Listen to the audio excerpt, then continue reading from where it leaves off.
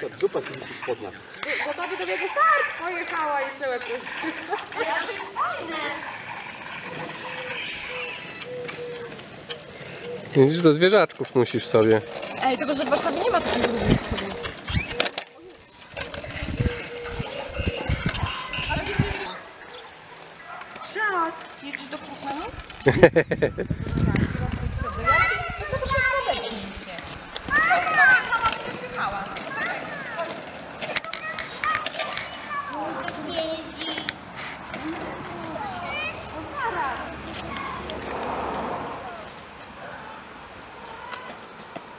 Już się nie odkręcaj, sama będziesz jechała.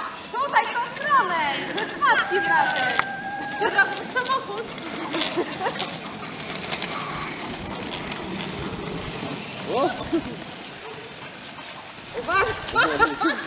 Z tyłu masz hamulec. Te żółte. Z tyłu masz hamulec.